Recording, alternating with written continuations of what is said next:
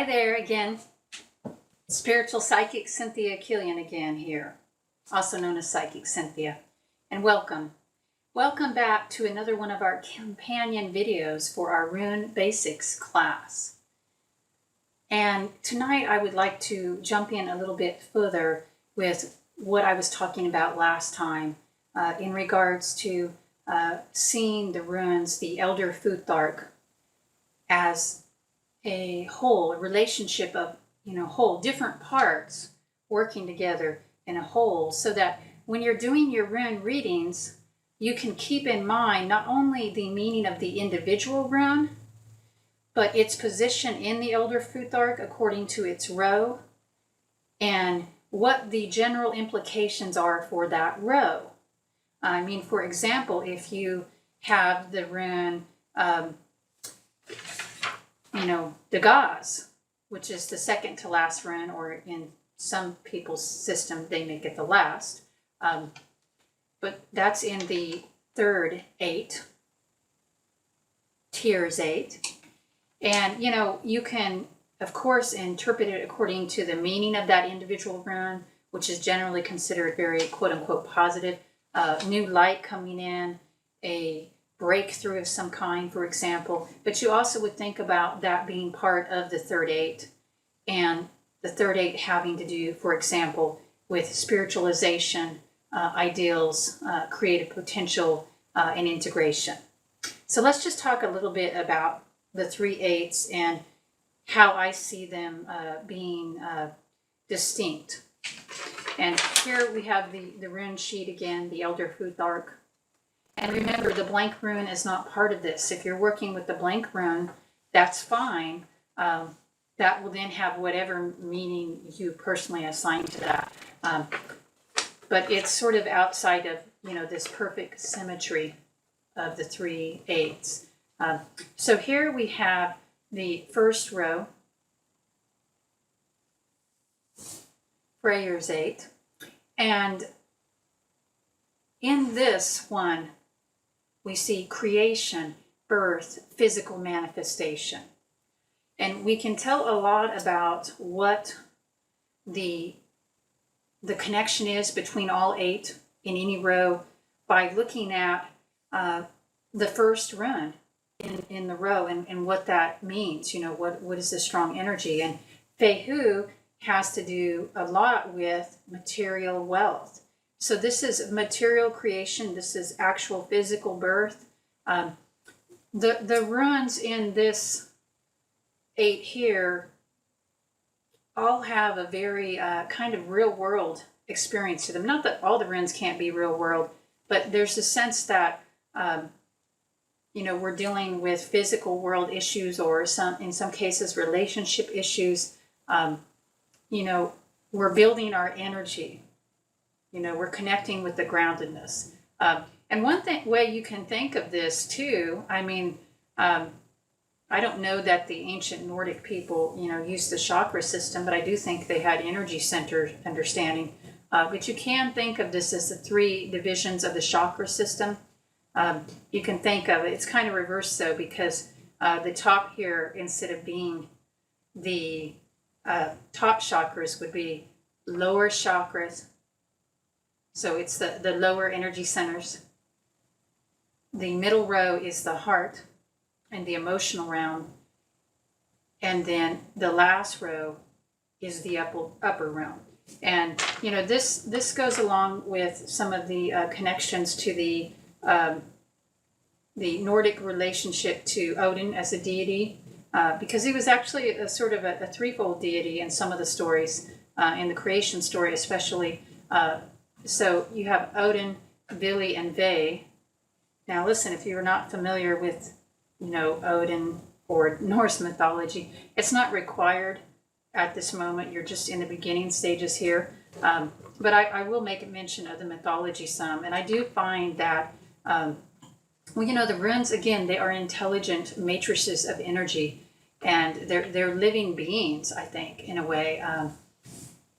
Keys to the universe. And the more I learn about these cultures they came out of, as much as I can, the mythos. When I say these cultures, I don't mean exactly how the people lived. That could be part of it, but the stories.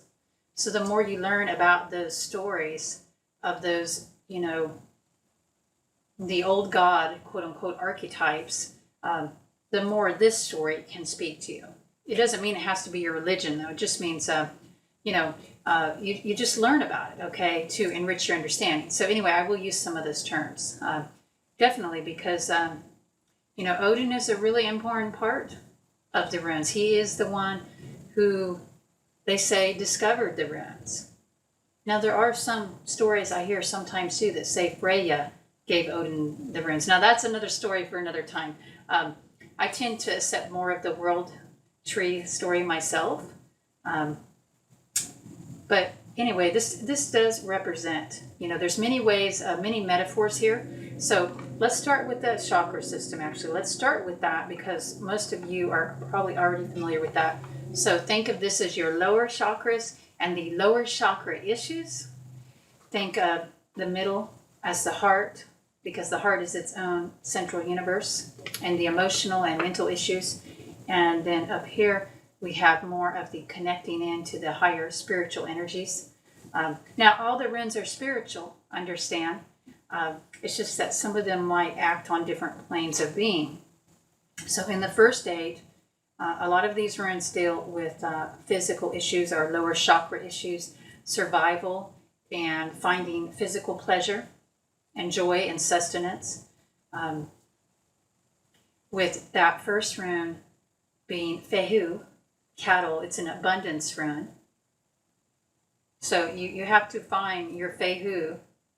Our word for fee actually comes from Fehu. So you have to find, your way to earn your living in the world, right? And that's a good place to start for many of us. But this is also, remember that this is cattle, so it's connected to the cow. And then Uruz is the wild warrocks, which was a wild cattle or cow or bison. So both of these have to do with that primordial creation. So it's a very creative energy here with the Thurisaz or Thurisaj rune, Thurisaj. This is also a rune of Thor, and lightning and electricity and boundaries and chaos sometimes. But a lot of this, and some people call it the gateway rune, which I was like, where did they get that from? And I don't think that's a traditional meaning, but I do see that when you turn it this way, it looks like the flap of a tent, which probably the ancient Nordic people would have lived in a tent-like structure, at least maybe when they were traveling. The very ancient, not even Nordic, just like even before that, okay, like really ancient Proto-Europeans. So that's a connection with defense, right, and protection. You have to protect it's emotional, but it's also protecting your physical self.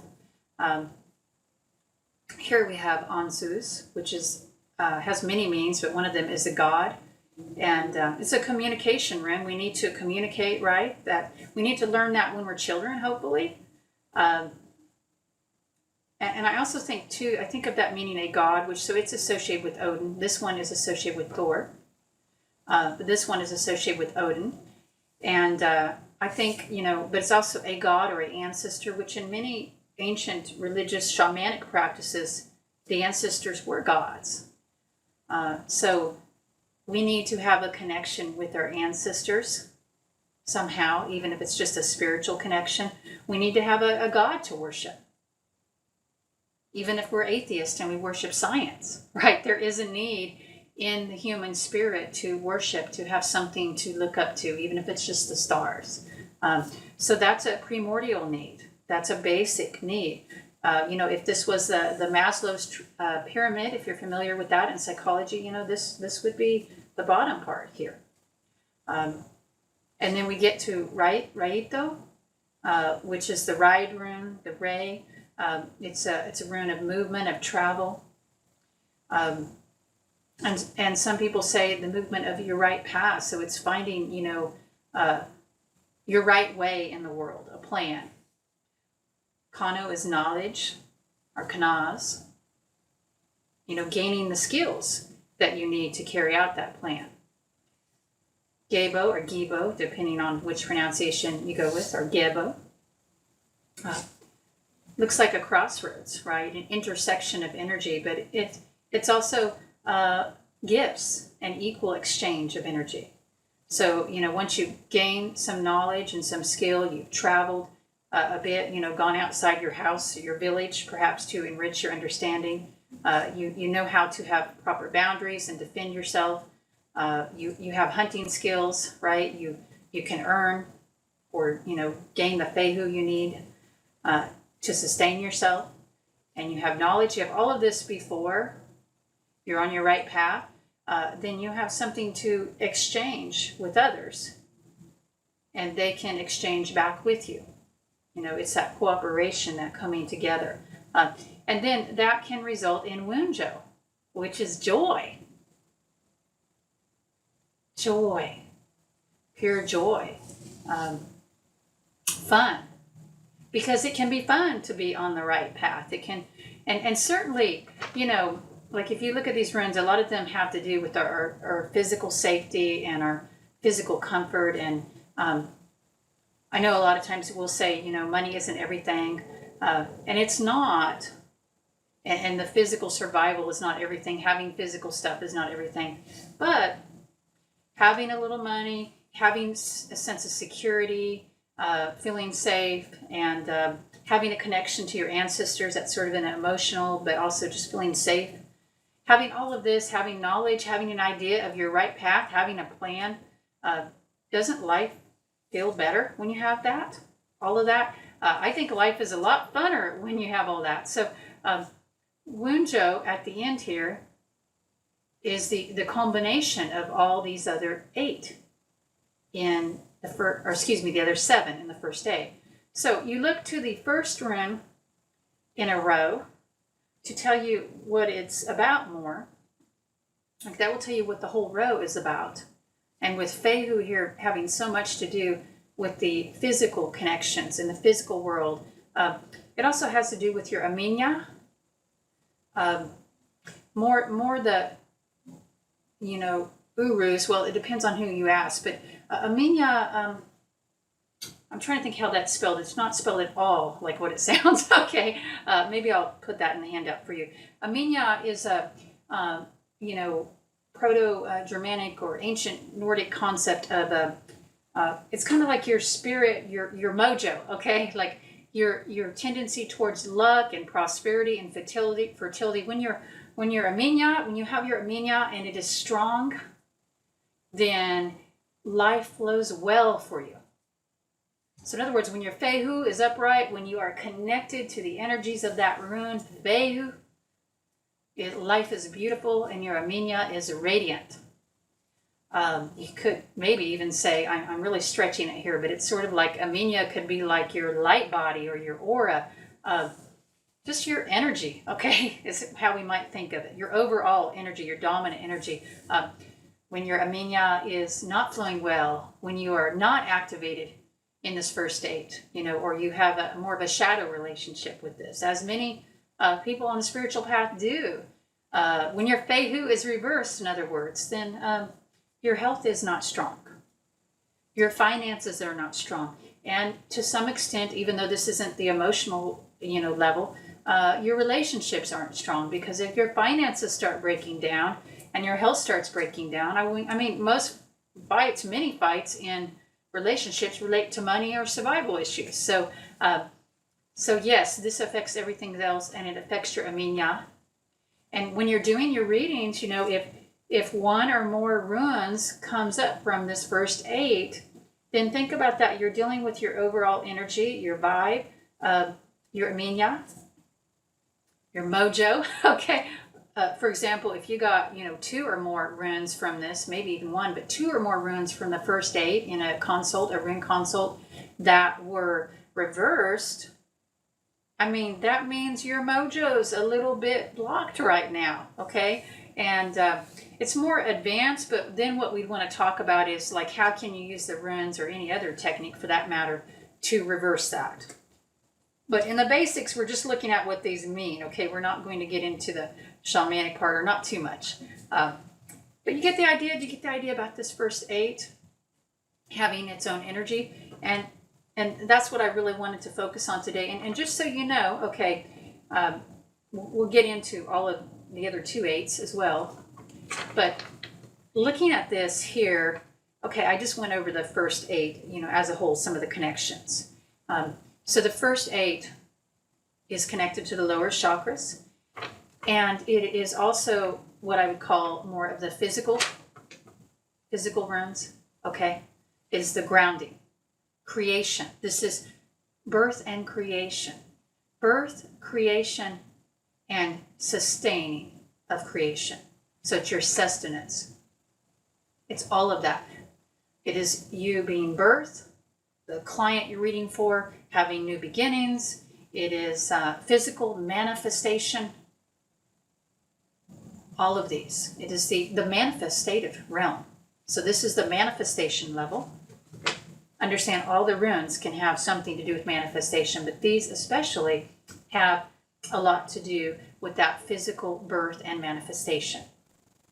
The second 8 is the realm of disruption. Because after manifestation comes and we create something, it is necessary then for there to be a disruption and an undoing, a coming apart so that further evolution can happen. And then refinement. So you have your manifestation, you have your disruption, and then you have your integration and refinement in the third level, or the third 8. And, most people enjoy getting to know the runes in this first 8. It's really comfortable and pleasing. And, of course, we're like, heck yeah, we want more abundance or more joy or, more travel or knowledge or, companionship or sharing and so on. And, I mean, the Thor's rune can be a little dark there, but a lot of us are like, yes, okay, defense. But these runes are very popular and accessible to most. When we get into the second level, it can be a very difficult level for some. Many people fear the runes in this, which I always find funny because I love myself. I love many of the runes. These are some of my favorite runes. Thunder Wizard teaches on his channel that about these, in his, I think this would be his second rune movie, so do check that out. But he kind of talks about maybe why he thinks those are so feared is because they deal with the psychological level more, the emotional, the mental, the heart level, as I would think of it. And I guess people fear dealing with that. Perhaps that is why. But they do represent some difficult, transitional energies. I'm not saying that you should fear them because they're some of my favorite. And I wear a snowflake. You can't see it right now, but I have a little snowflake with my crystal. Wow, it's so small. Wear this little snowflake. Yeah. It's there. It's that little snowflake. Because the snowflake was the more ancient symbol for this first one in the second 8, the Hagal. So I wear that all the time. I welcome those energies. But not everybody does, okay? But again, in this Rune Basics, we're not really just not so much trying to work shamanically with the runes yet.